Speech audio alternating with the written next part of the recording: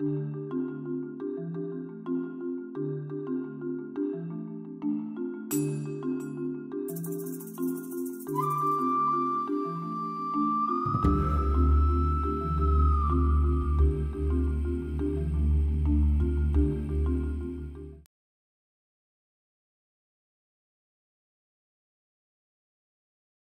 guys, it's Courtney from the Ivy League here, and today we're going to start out with something that I'm going to call study sessions with Ivy League, and it's going to be a 4-part series, and I broke it up into different groups to make it smaller, just in case you wanted to see just one part of it. We're going to cover ABG interpretation in the first one, that's today, and then the next 3 are going to be dosage calculations, IV rate calculations, and heparin infusion calculations. So thanks for watching, and we'll get right down to it. Alright guys, so today we're going to cover ABG interpretation, and I drew out here what I set up for every test that I take that has to do with any kind of ABG interpretation. Basically I put all the acids on one side and all the bases on another side, and you'll notice in the middle here that the CO2 is actually backwards, but this is, if you look in your book, CO2 greater than 45 is acidic, and 35 and below, or I'm sorry, below 35 is basic. So before we get started, I'm just going to explain a couple of things. Anything that's in this acid column is going to be acidosis. And anything in this basic column is going to be alkalosis. So another thing that people have a lot of trouble with is when you look at trying to figure out if it's respiratory or metabolic. These are the 2 pieces that you want to look at right here. CO2, because we give off CO2 with our lungs, is always going to be a respiratory issue. So because CO2 is a respiratory issue and the body has a natural state of balance, the kidneys try to balance out the respiratory issue with the bicarb here. And so if it has to do with the bicarb, because it's kidneys, it's a metabolic issue. So, and this is the way I learned how to do these, and it just works for me. So if you have a way that works better for you, then that's great. This is just what helped me, and this was probably the most complete way of explaining every aspect of this. So that's why I'm putting this together for you guys. So we're just going to go ahead and get started with interpretation here. Let's start out with an easy one.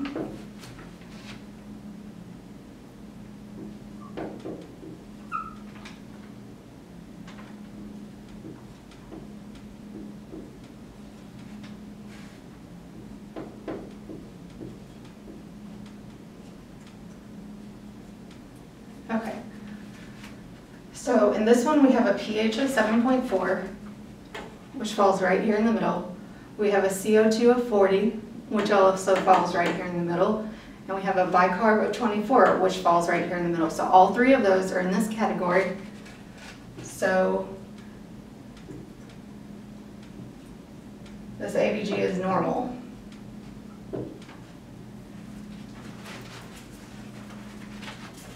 So moving on from there, let's say you've drawn another ABG and it's the same patient and something's going on with this patient.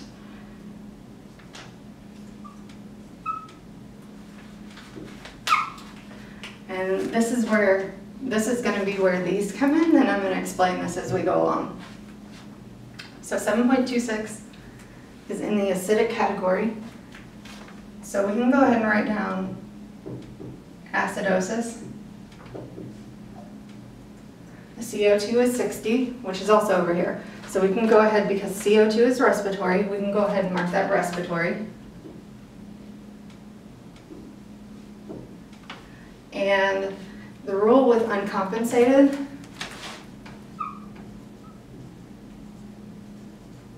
is that one of these is going to be in the normal range. And if we look at the bicarb, it falls right in the middle here, so the bicarb is normal. Now what that means is that these are out of whack here. The CO2 is really, really acidotic. So the kidneys, which control the bicarb here, have not had a chance to compensate yet for this pH to kind of counterbalance the CO2. So because they haven't had a chance to compensate,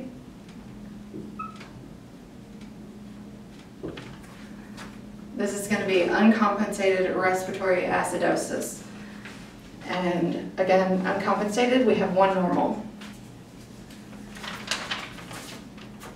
So moving on again, same patient. Things are changing a little bit. Our pH is still acidic.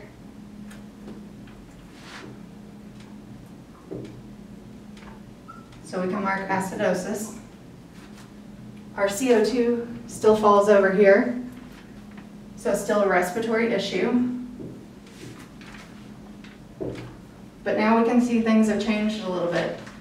Our bicarb falls well above this limit over here.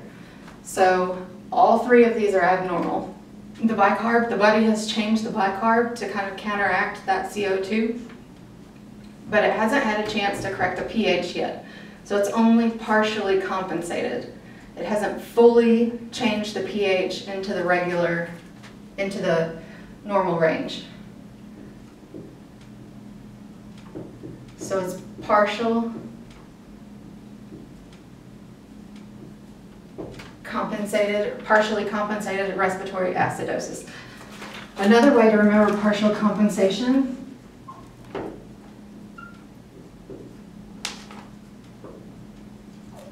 is 3 to party. Now, by 3 to party, what I mean is that all three are going to be completely abnormal.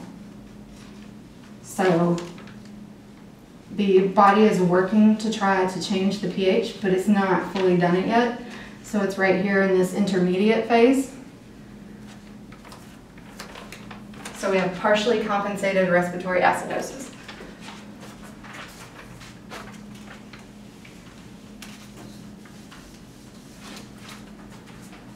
So again, we're going to do the same patient.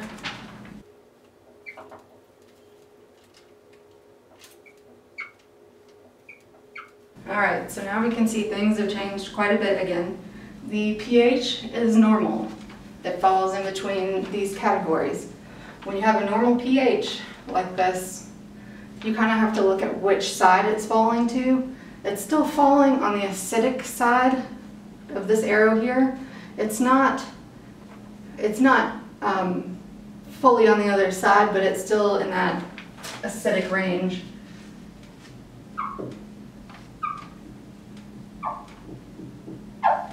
So we still have acidosis. We still have our CO2 out of range.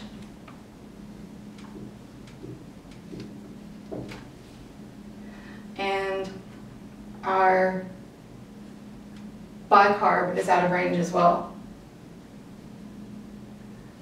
So because the bicarb has started to counteract the CO2 and brought the pH into a normal range, this one is fully compensated.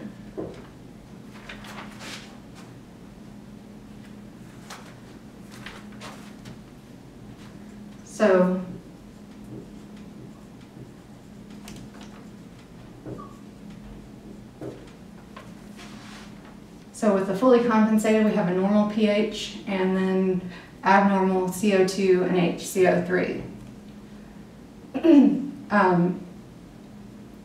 So down here, I usually will write this as well, down below this. And if you guys have any questions, leave them down below. I'm also going to put a link to the Dropbox file where I've done a worksheet for you with all the different kinds. It literally covers every aspect of acid-base balance, and it's down below. It's a spreadsheet, and you can print it off and write your answers down on the first page, And then on the second page are the answers. So I hope this helps you guys. If you have any questions, leave them down below. Thanks guys, bye.